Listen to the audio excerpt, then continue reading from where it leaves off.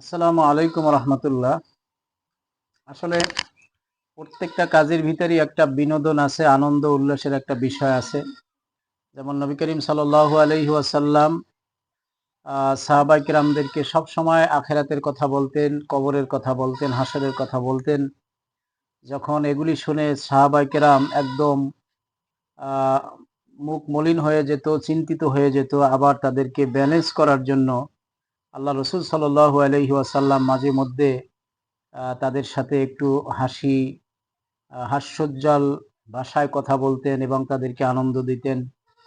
আসলে সেই সুন্নাতকে রক্ষা করার জন্য আসলে আমাদের মাদ্রাসাতেও সারাদিন ছাত্ররা ক্লাস নিয়ে থাকে, লেখাপড়া নিয়ে থাকে। বিশেষ করে আপনারা জানেন যে সারা দেশেরই সমস্ত হাফিজি মাদ্রাসাগুলোতে আসরের পরে একটু রিলিজ সময় দেওয়া হয়, তারা খেলাধুলা করে। এই মাদ্রাসাতেও সেটা আছে, কিন্তু অবশ্য বর্ষাকালে গ্রামে খেলাধুলা করার মাঠ কাদা হয়ে যায়, সেজন্য অনেক সময় বর্ষা হলে খেলাধুলা হয় না।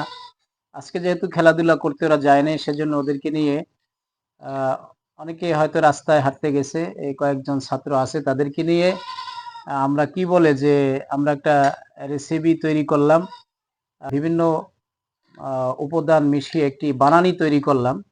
এখানে আমরা দিয়েছি হলো তৈল দিয়েছি, মরিচের গুঁড়া এবং চিনি দিয়েছি এবং নুন দিয়েছি। দেওয়ার পরে আমরা এই যে এটি একটি বলা চলে যে সরকারি ফল, সবার জন্য যেটা ফ্রি, কিনে আনতে হয় না।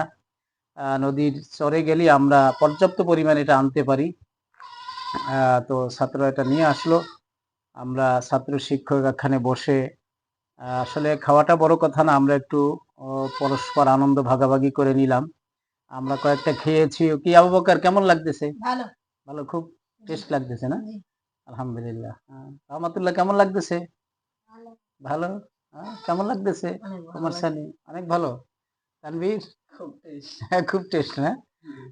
মাশাল্লাহ, কেউ বলতেছে খুব ভালো, খুব টেস্ট। আসলেও খুব একটা মজাদার খাবার, খুব টক জিনিসটা। এই বানানি দিয়ে খেলে পরে আপনারা এটা টেস্ট করে দেখতে পারেন যে আসলে কতটা মজাদার। আসলে অনেক সময় দেখা যায় রাসূল আকরাম সাল্লাল্লাহু আলাইহি সাল্লাম সাহাবাদেরকে নিয়ে একসাথে খানা খেতেন এবং তিনি খানা খাওয়ার একসাথে পরামর্শ দিতেন, এতে পরস্পরের পরে একটি মহব্বত হয়। আসলে আমাদের ছাত্র শিক্ষকের মধ্যে একটি মহব্বতের জন্য আসলে মহব্বতের খুবই দরকার। পরস্পরের জন্য একটু আন্তরিকতা যাতে হয়, সেজন্য আমরা মাঝে মধ্যেই এক প্লেটে বসে খানা খাই, একসাথে বসি, বিভিন্ন গল্প করি, কোরআন হাদিস নিয়ে আলোচনা করি। তো আপনারা সবাই আমাদের জন্য দোয়া করবেন। আল্লাহ রাব্বুল আলামিন যেন এই ছাত্রদেরকে কোরআনের এক একজন বড় খাদেম হিসাবে কবুল করেন। আমিন।